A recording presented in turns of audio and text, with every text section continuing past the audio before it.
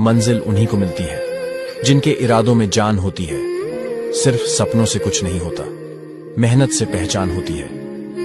हार कर भी जिसने कोशिश न छोड़ी, वो इंसान एक दिन दुनिया को जीतता है। थक कर बैठ जाना मत, तेरा वक्त भी आएगा। जो आज तुझे नजरअंदाज करते हैं, कल वही तेरा नाम गाएगा। कभी कभी टूट कर भी मुस्कुराना पड़ता है, जिंदगी को करीब से देखने के लिए। अंधेरे से डर मत, रात के बाद ही तो सुबह आती है। हर गिरावट से सीख ले, क्योंकि जीत उसी की होती है जो कोशिश करता है। जिंदगी एक जंग है, हर दिन एक नया रंग है। जो झुक गया वो मिट गया, जो झुका नहीं वही तंग है।